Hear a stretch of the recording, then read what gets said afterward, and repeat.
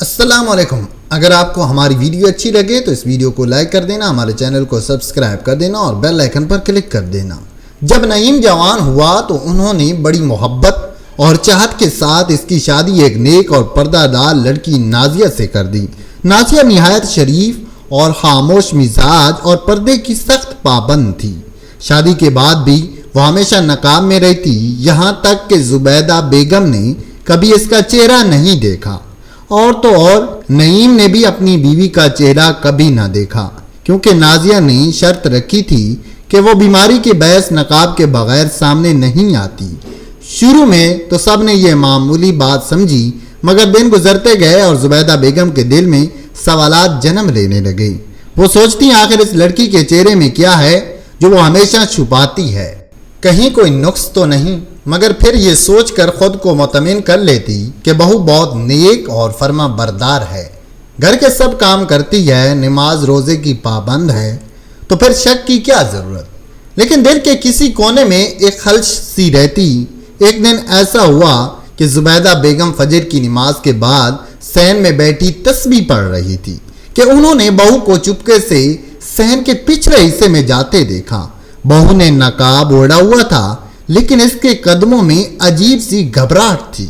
زبیدہ بیگم کا دل چونک گیا، وہ آہستہ آہستہ اس کے پیچھے چل پڑی اور دیوار کی اوٹ سے جھانکا۔ وہاں ایک اجنبی مرد کھڑا تھا جس سے نازیہ آہستہ آہستہ باتیں کر رہی تھی۔ زبیدہ بیگم کے جسم میں بجلی سی دوڑ گئی، ان کی سانسیں تیز ہو گئیں، دل غصے اور صدمے سے بھر گیا۔ انہوں نے فوراً کمرے میں جا کر اپنے بیٹے کو جگایا اور کانپتی ہوئی آواز میں کہا کہ تیری بیوی تجھ سے بے وفائی کر رہی ہے۔ نعیم نے حیرت سے ماں کو دیکھا اور کہا کہ اماں آپ کیسے کہہ سکتی ہیں؟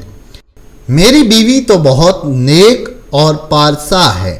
مگر زبیدہ بیگم نے قسم کھا کر کہا کہ انہوں نے اپنی آنکھوں سے اسے ایک مرد کے ساتھ دیکھا ہے۔ یہ سن کر نعیم تڑپ گیا، آنکھوں میں آنسو بھر آئے اور دل بے چین ہو گیا۔ اس نے فیصلہ کیا کہ وہ آج رات بہو سے اس کا راز پوچھے گا۔ شام کو جب سب کھانے کے بعد اپنے اپنے کمرے میں گئے تو نعیم نے اپنی بیوی کو بٹھایا اور بڑے پیار مگر دکھ بھرے لہجے میں کہا، نازیہ اگر تم مجھ سے سچی محبت کرتی ہو تو مجھے سچ بتاؤ، تم نقاب کے پیچھے آخر کیا چھپاتی ہو، اور وہ کون مرد ہے جس سے تم ملی تھی؟ یہ سن کر نازیہ کی آنکھوں میں آنسو بھر آئے، اس کے ہاتھ کانپنے لگے۔ وہ کچھ دیر خاموش رہی، پھر دھیمی آواز میں بولی، نہیں اگر میں اپنا چہرہ دکھا دوں تو شاید تم بھی مجھے قبول نہ کر سکو، اور جسے اماں نے دیکھا ہے وہ اجنبی نہیں بلکہ ڈاکٹر ہے جو مجھے کئی برسوں سے علاج کے لیے دیکھتا آ رہا ہے۔ میری حالت ایسی ہے کہ میں اپنا چہرہ کسی کو دکھانے سے ڈرتی ہوں۔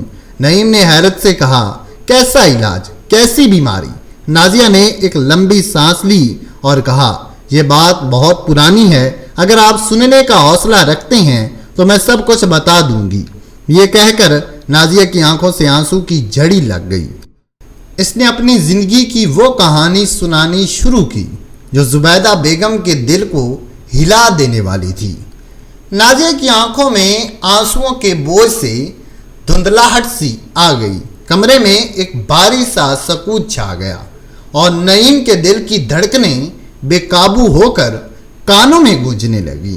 اس نے آہستہ سے بیوی کا ہاتھ تھاما اور کہا، نازیہ میں تمہارا شوہر ہوں، مجھے حق ہے کہ تمہارے دکھ کو جان سکوں۔ مجھے وہ سب سچ بتاؤ جو برسوں سے تم نے اپنے دل میں دفن کر رکھا ہے۔ نازیہ نے لرزتی آواز میں کہنا شروع کیا، یہ بات بہت پرانی ہے، اس وقت کی جب میں ایک چھوٹی سی بچی تھی۔ میرا نام اس وقت نازیہ نہیں تھا بلکہ وہ رکی، اس کے ہونٹ کانپ رہے تھے، بلکہ میرا اصل نام رابعہ تھا۔ ہاں میں وہی رابعہ ہوں جو برسوں کے پہلے ایک حادثے کے بعد گم ہو گئی تھی، جسے سب نے مردہ سمجھ لیا تھا، مگر میں زندہ تھی۔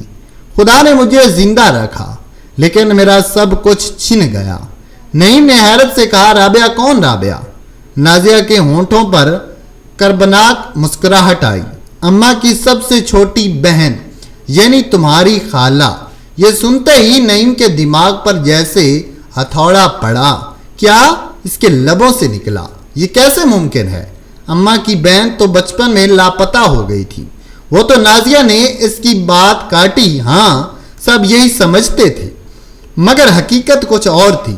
اس دن جب میں کھیلتے کھیلتے محلے کی گلیوں سے نکل کر میلوں دور جا پہنچی تو اچانک ایک گاڑی نے مجھے ٹکر مار دی۔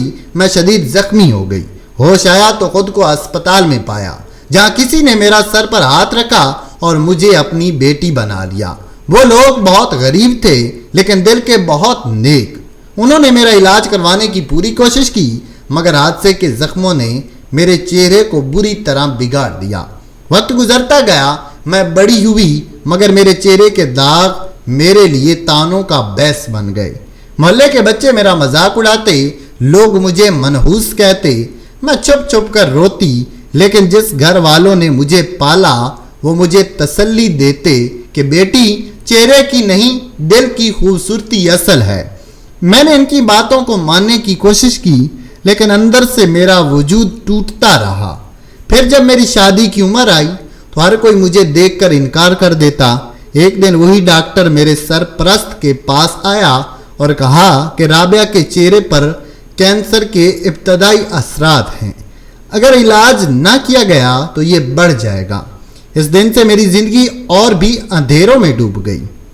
ہر علاج مہنگا اور مشکل تھا، مگر میرے والدین جیسا سلوک کرنے والے لوگوں نے پھر بھی میرا ساتھ نہ چھوڑا۔ انہوں نے کئی بار کہا کہ ہمیں تمہارا رشتہ ایک نیک دل گھرانے میں کر دینا چاہیے، مگر میں ہر بار انکار کر دیتی، کیونکہ مجھے ڈر تھا کہ شادی کے بعد اگر شوہر میرا چہرہ دیکھے گا تو مجھ سے نفرت کرے گا۔ مگر قسمت کو کچھ اور ہی منظور تھا۔ ایک دن تمہاری اماں رشتہ دیکھنے آئیں، مجھے نقاب میں دیکھا۔ میری سلیقہ شعاری اور شرم و حیا ان کو پسند آ گئی اور یوں میرا نکاح تمہارے ساتھ ہو گیا۔ مگر میں نے دل ہی دل میں فیصلہ کیا کہ اپنی اصل حقیقت کبھی سامنے نہ لاؤں گی، اس لیے ہمیشہ نقاب میں رہی۔ لیکن آج جب اماں نے مجھے اس ڈاکٹر کے ساتھ دیکھا تو وہ مجھے غلط سمجھ بیٹھی، حالانکہ وہی ڈاکٹر برسوں سے میرا علاج کر رہا ہے۔ وہی مجھے تسلی دیتا رہا کہ بیماری کے باوجود تمہاری زندگی قدر ہے، اور میں اس کے پاس اس لیے جاتی ہوں تاکہ زندہ رہ سکوں اور ایک دن تمہیں سب کچھ سچ بتا سکوں۔ لیکن میں ہر بار ڈر جاتی تھی کہ تم مجھے چھوڑ نہ دو۔ یہ کہہ کر نازیہ پھوٹ پھوٹ کر رونے لگی اور نقاب اٹھا کر کہنے لگی، یہ ہے وہ چہرہ جس سے میں شرماتی ہوں، یہ داغدار، یہ بگڑا ہوا چہرہ جو کسی کو پسند نہیں آ سکتا۔ نعیم کی آنکھوں کے سامنے جیسے اندھیرا چھا گیا۔ اس نے اپنی بیوی کا چہرہ دیکھا، واقعی اس پر حادثے کے زخموں کے نشان تھے۔ چہرے کی خوبصورتی مانت پڑ چکی تھی، مگر ان آنکھوں میں ایسی سچائی، ایسی محبت تھی جس نے نعیم کے دل کو چیر کر رکھ دیا۔ اس کے ہونٹ کانپے، آنکھوں سے آنسو بہہ نکلے۔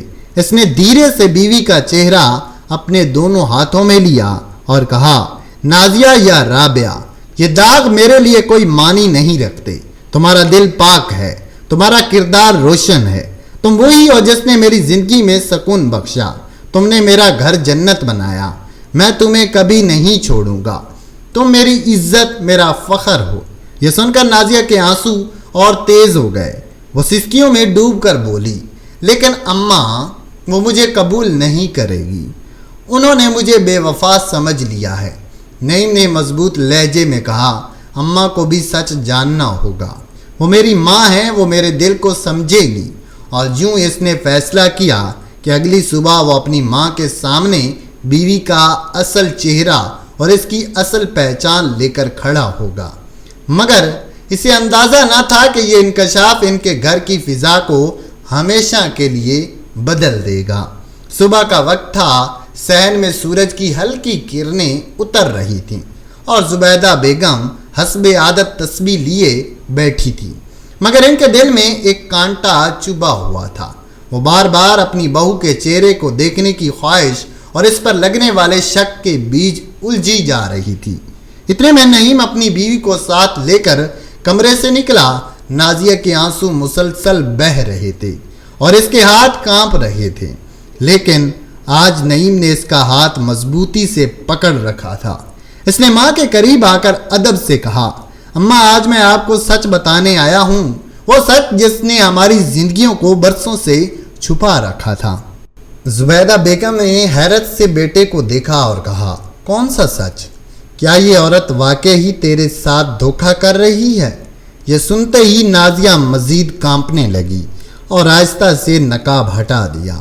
जुबैदा बेगम की आंखें जैसे पथराई गईं। इनके सामने एक ऐसा चेहरा था जिस पर जख्मों के निशान थे, मगर आंखों में एक अजीब सी पहचान की चमक। वो बेख्तियार कांपते होंठों से बोली, ये चेहरा तो मुझे कहीं देखा हुआ लगता है। नाजिया रोते हुए आगे बढ़ी और धीमी आवाज में कहा, आपा मैं ही हूँ, आपकी वो छोटी बहन राबिया हूँ जो बरसों पहले हादसे के बाद खो गई थी। मैं जिंदा थी मगर मेरा चेहरा बिगड़ गया और मैं आपके सामने आने की हिम्मत न कर सकी। ये सुनते ही जुबैदा बेगम के दिल पर जैसे पहाड़ टूट पड़ा। इनकी आंखों से आंसुओं का तूफान उमड़ आया। वो बहू नहीं बल्कि अपनी खोई हुई बहन को देख रही थी। उन्होंने तड़प कर नाजिया को अपने सीने से लगा लिया और रोते हुए कहा, राबिया मेरी बहन, मैंने तुम्हें मुर्दा समझ लिया था। तुम कहाँ थी इतने बरस? मैंने तुम्हें हर दुआ में याद किया। आज खुदा ने तुम्हें मुझे वापस दे दिया। पूरा घर इस मंजर पर नम आंखों के साथ गूंज उठा।